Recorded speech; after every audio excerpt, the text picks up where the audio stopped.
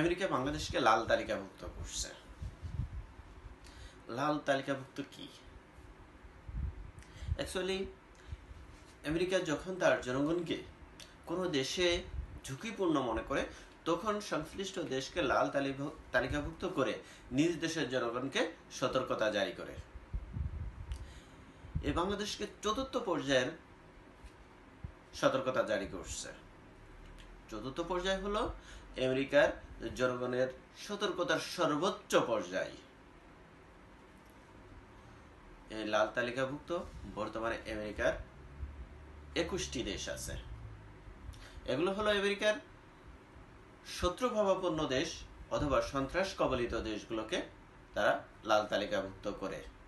এই তালিকায় এখন বাংলাদেশ। আমেরিকার লাল তালিকাভুক্ত দেশগুলো হলো Afghanistan, Iran, Iraq, Syria, Russia, Belarus, উত্তর কোরিয়া, সুদান, দক্ষিণ সুদান ইত্যাদি দেশগুলোকে তারা লাল তালিকাভুক্ত করেছে। এই দেশগুলোর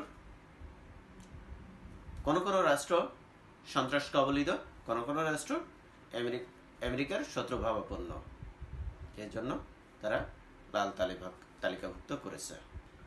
সতর্কবার্তায় বলা হয়, বেসামরিক অস্থিরতা, অপরাধ, সন্ত্রাসবাদের ঝুঁকির কারণে বাংলাদেশ ভ্রমণ করবেন না। সন্ত্রাসবাদ সম্পর্কে সতর্ক করে মার্কিন নাগরিকদের আরও বলা হয়, এই সময়ে স্বল্প বা আগাম সতর্কতা ছাড়াই সন্ত্রাসী হামলা হতে পারে।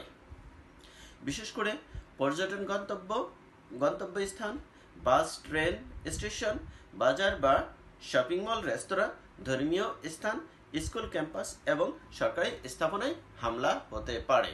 অর্থাৎ মার্কিনিরা তার সতর্কবার্তায় ইনডাইরেক্টলি বাংলাদেশকে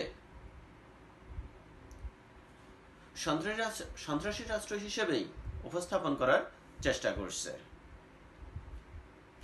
এই সন্ত্রাসবাদ হতে পারে যে কোনো জায়গায়, যেটা আগে বললাম। অর্থাৎ তারা ইনডাইরেক্টলি বাংলাদেশকে একটি সন্ত্রাসবাদী রাষ্ট্র হিসেবেই প্রকাশ করতে চেয়েছে। বাংলায় একটা প্রবাদ বাক্য আছে, আমেরিকা যার বন্ধু তার শত্রুর প্রয়োজন হয় না। ডক্টর ইউনূস সাহেব আমেরিকার সবচেয়ে কাছের বন্ধু, অন্তত আমাদের এই জায়গা, এই দেশে। সেই ডক্টর ইউনূস সরকার প্রধান থাকা অবস্থায় বাংলাদেশকে আকার ইঙ্গিতে বা ইনডাইরেক্টলি সন্ত্রাসী রাষ্ট্র হিসাবেই প্রকাশ করল।